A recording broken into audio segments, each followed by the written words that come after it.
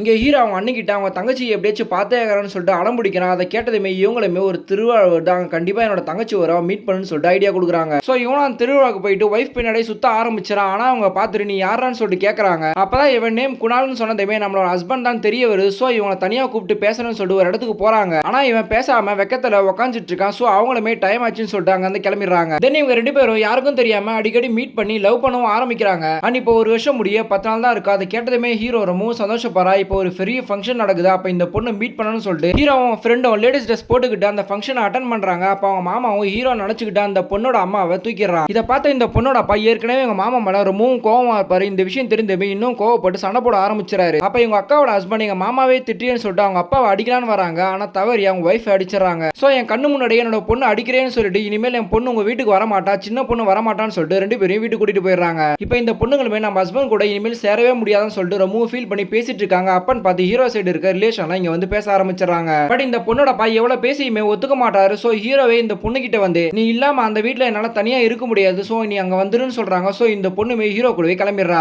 But அதுக்குள்ளேயே அவங்க அப்பாக்கு இந்த விஷயம்லாம் தெரிஞ்சு அங்க வந்து சண்டை போட ஆரம்பிச்சிடாரு. ஹீரோவும் என்னோட வீட்டுக்கு என்னோட பொண்டாட்டி கூட்டிட்டு வர யார்கிட்ட கேட்கறேன்னு சொல்லிட்டு அவங்க அப்பா எதிர்த்து பேசுறான். ஆனா ஹீரோட மாமா என்னால இந்த பிரச்சனை எல்லாமே ஸ்டார்ட் ஆச்சு, சோ நானே மன்னிப்பு கேட்கறேன்னு சொல்லிட்டு எல்லார்கிட்டயும் மன்னிப்பு கேட்கறாரு. அப்ப கூட அவன் கோவம் குறையிற மாதிரி தெரியல. சோ ஹீரோவே வந்து அன்னைக்கு நைட்டு என்னோட மாமா அவங்க ஃப்ரெண்டு மாட்டும் போது நானும் தான் கூட இருந்தேன். ஆனா நான் தப்பிச்சு ஓடி வந்துட்டேன். உங்களோட பொண்ணை பார்க்காம என்னால இருக்க முடியல. சோ என்னோட ஐடியாவால தான் அங்க வந்தாங்க, மாட்டிக்கிட்டு இப்படி அவஸ்தைப்படுறாங்கன்னு சொல்லிட்டு ரொம்ப ஃபீல் பண்ணி சொல்லிட்டு இருக்கான். உங்க பொண்ணை நான் ரொம்ப சின்சியரா லவ் பண்றேன், விருப்பம் இருந்தா என் கூட அனுப்பி வைங்க, என்னோட மாமா மேல எந்த தப்புமே இல்லைன்னு சொல்லிட்டு ஃபீல் பண்றான். அதை கேட்டதுமே தான் இவருக்கு கோவம்லாம் குறைய ஆரம்பிக்குது. இதை கேட்ட இந்த பொண்ணோட அப்பாவும் என் மேலேயும் தப்பு இருக்கு, நானுமே சரியா விசாரிக்காம சண்டை போட்டுட்டான்னு சொல்லிட்டு மன்னிப்பு கேட்டு அவங்க ரெண்டு பொண்ணுங்களையும் ஹீரோவும் அவங்க அண்ணன் கூட அனுப்பி வச்சிடறாங்க.